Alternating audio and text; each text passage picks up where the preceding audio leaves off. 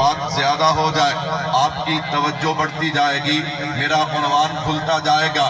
کائنات میں ہر چیز کا ایک ظاہر ہوتا ہے، ایک اس کی بنیاد ہوتی ہے۔ آپ سمجھدار عقل مند لوگ ہیں، اصل ظاہر نہیں ہوتا، اصل بنیاد ہوتی ہے۔ کیوں؟ بنیاد ہو تو ظاہر قائم ہوتا ہے، اگر بنیاد نہ ہو تو ظاہر کبھی قائم نہیں ہوتا۔ آپ کسی بھی عمارت کو دیکھیں، پہلے بنیاد ہے پھر عمارت کا ظاہر ہے، اگر بنیاد نہ ہو تو ظاہر کبھی قائم نہیں ہوتا۔ اسی طرح میرے اور آپ کے اعمال جو ہیں وہ ظاہر ہیں، نماز جو ہے وہ ظاہر ہے، کلمہ جو ہے وہ ظاہر ہے، حج عمرہ زکوٰۃ جہاد یہ ظاہر ہیں۔ ان کی بنیاد کیا ہے؟ ان کی بنیاد میرے محبوب کی محبت ہے۔ مجھے یوں کہنے دینا، اگر محبت رسول ہے تو کلمہ بھی قابل قبول ہے، اگر محبت رسول ہے تو پھر اسلام بھی قابل قبول ہے، اگر محبت رسول ہے پھر نماز روزہ حج زکوٰۃ جہاد تلاوت ذکر و اذکار صدقہ خیرات سب کچھ قابل قبول ہے۔ اگر محبت رسول ہی نہیں تو کوئی عمل بھی قابل قبول نہیں۔ اسی کو قرآن نے یوں بیان کیا، النبی اولیٰ بالمؤمنین من انفسہم، میرے محبوب نے یوں بیان کیا، لا یؤمن احدکم حتی اکون احب الیہ من والدہ وولدہ والناس اجمعین۔ اور شاعر یوں نقشہ کھینچتا ہے، نماز اچھی، روزہ اچھا، حج اچھا، زکوٰۃ اچھی، مگر باوجود اس کے میں مسلمان ہو نہیں سکتا جب تک نہ کٹ مروں میں خواجہ یثرب کی حرمت پہ، خدا شاہد ہے کامل میرا ایمان ہو نہیں سکتا۔ سبحان اللہ، جنہوں نے سمجھ آئی ہے کہہ دو سبحان اللہ۔ سبحان اللہ۔ بندے مولویاں نے ویسے ناراض ہوندے نے بھی مولوی جنہ مرضی زور لان، اساں نہیں بولنا، اساں مولویاں دی نہیں مننی۔ میں نے کہا بھائی میں اپنی بات کروں تو نہ بولنا، لیکن جب کملی والے کی بات کروں پھر تو سب کو بولنا چاہیے نا، کہہ دو سبحان اللہ۔ کچھ ہے اگر حضور کی محبت نہیں تو کچھ بھی نہیں۔ نمبر 2، محبت کہتے کسے ہیں؟ توجہ کیجئے گا، محبت کا معنی کیا ہے؟ محبت کا مفہوم کیا ہے؟ محبت کسے کہا جاتا ہے؟ میرے بھائیوں، کائنات میں اللہ نے جتنی بھی چیزیں پیدا کی ہیں ان کے درمیان اللہ نے ایک مقناطیسیت رکھی ہے۔ یہ مقناطیسیت جو ہے اگر بے جان چیزوں کے درمیان ہونا اسے کشش کہتے ہیں، جیسے کشش ثقلا وغیرہ، اور اگر جاندار چیزوں کے درمیان ہو تو اسے میلان کہتے ہیں۔ اور عربی کا مقولہ ہے الجنس یمیل الی الجنس، یہ جنس اپنی جنس کی طرف میلان کرتا ہے، انسان انسان کی طرف میلان کرتا ہے، حیوان حیوان کی طرف میلان کرتا ہے، پرندہ پرندے کی طرف میلان کرتا ہے۔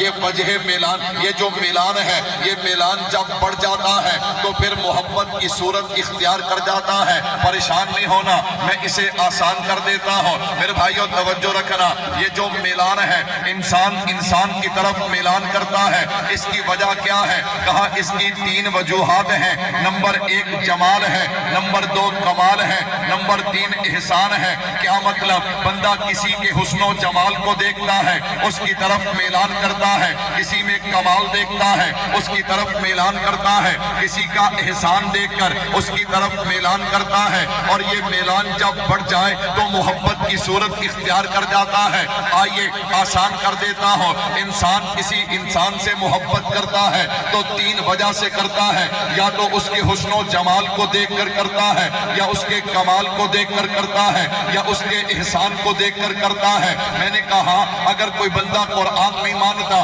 اس کی قسمت ہے، حدیث نہیں مانتا اس کی قسمت ہے۔ میں نے کہا قرآن حدیث کو چھوڑ کے تو دنیا کے اصول سامنے رکھنا۔ دنیا میں اگر کسی سے محبت کی جاتی ہے جمال کی وجہ سے، کمال کی وجہ سے، احسان کی وجہ سے، تو ہمارا دعویٰ ہے کہ کائنات میں میرے محبوب سے بڑھ کے حسین و جمیل بھی کوئی نہیں ہے، کائنات میں میرے محبوب سے بڑھ کے کمال والا بھی کوئی نہیں ہے، کائنات میں میرے محبوب سے بڑھ کے احسان والا بھی کوئی نہیں ہے۔ تو اس لیے پوری کائنات میں اگر کوئی محبت کے لائق ہے تو وہ میرے محبوب کی ہستی ہے، کہہ دو سبحان اللہ۔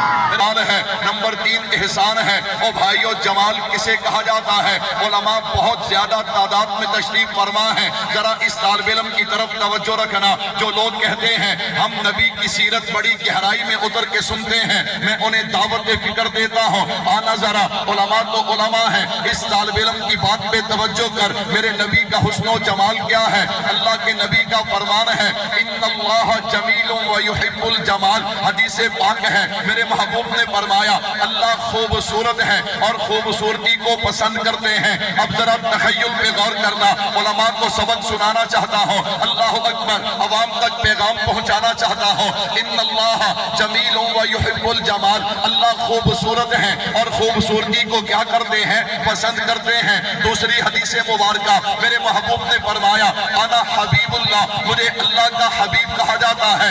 ادھر حدیث ہے ان اللہ جمیل و یحب الجمال، ادھر حدیث ہے انا حبیب اللہ۔ اب درمیان میں قرآن کھولیے نا، قرآن کہتا ہے لقد خلقنا الانسان فی احسن تقویم، کہ اللہ نے کائنات کا ہر انسان خوبصورت بنایا ہے۔ تو پھر مجھے کہنے دینا، اللہ نے مجھے بھی خوبصورت بنایا، اللہ نے ان کو بھی خوبصورت بنایا، اللہ نے آپ کو بھی خوبصورت بنایا۔ کیوں بنایا؟ تو اللہ خود خوبصورت ہیں اور خوبصورتی کو پسند کرتے ہیں۔ میرے بھائیوں، مجھے کہنے دینا، جس رب نے مجھے بھی خوبصورت بنایا، تجھے بھی خوبصورت بنایا، ذرا سوچنا اس نے جب اپنا حبیب بنایا ہوگا تو کتنا خوبصورت بنایا ہوگا۔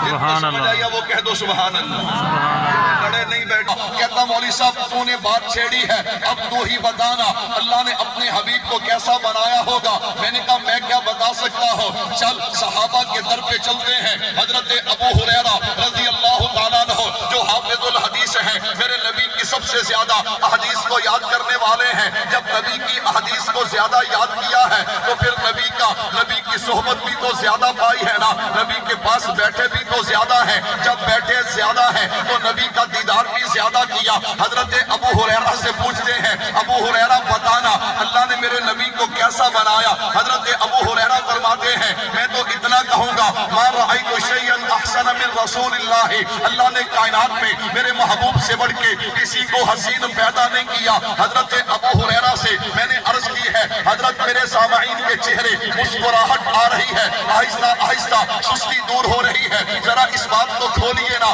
اللہ نے اپنے حبیب کو کیسا بنایا؟ فرمایا میں تو اتنا ہی کہوں گا کأن الشمس تجری فی وجہہ، اللہ نے میرے نبی کو چہرہ ایسا دیا جب ہم دیکھتے تھے تو محسوس یوں ہوتا تھا کہ آسمانوں کا سورج میرے محبوب کے چہرے میں چلتا ہے۔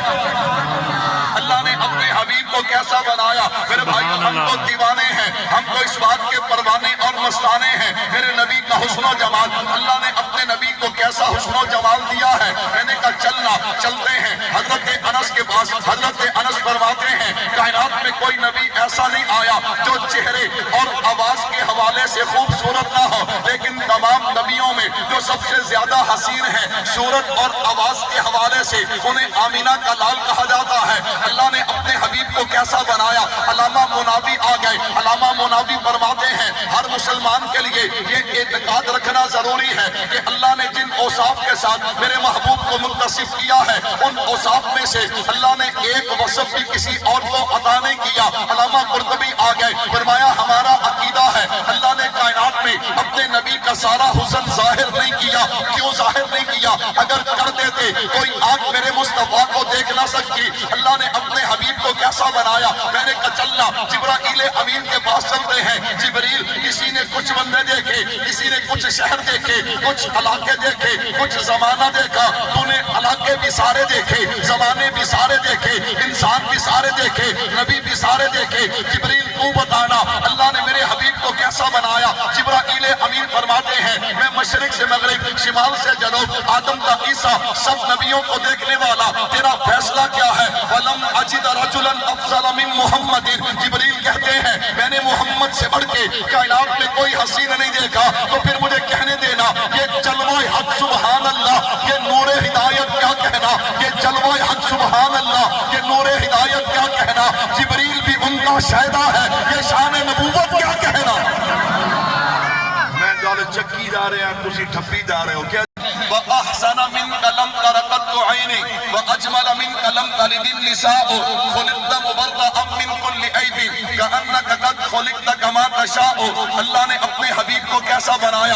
حافظ شیرازی آ گئے. یا صاحب الجمال و یا سید البشر من وجهک المنیر لقد نور القم لا يمکن الثنا کما کان حقه بعد خدا. بزرگ تو ایک قصہ مختصر. اللہ نے اپنے حبیب کو کیسا بنایا. شیخ سعدی آ گئے. بلغ العلا بکمالہ کشف الدجا بجمالہ حسنت جمیع خصالہ صلو علیہ وآلہ.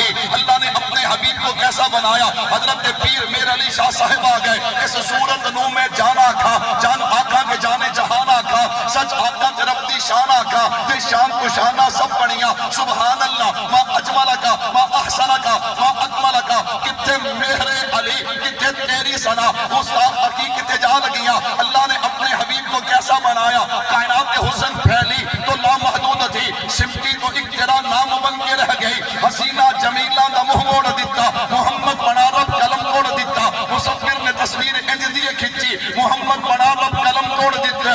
اللہ اکبر. اللہ نے اپنے حبیب کو کیسا بنایا. میں نے کہا ساری باتیں چھوڑنا چلتے ہیں علماء دیوبند کے سرخیر حضرت اقدس حضرت سید نفیس الحسینی شاہ صاحب رحمت اللہ علیہ کے قدموں میں چلتے ہیں. حضرت بتائیے نا اللہ نے اپنے حبیب کو کیسا بنایا. میں قربان جاؤں. حضرت نفیس الحسینی شاہ صاحب نے قلم اٹھایا اور کمال کر دیا. کیا لکھا.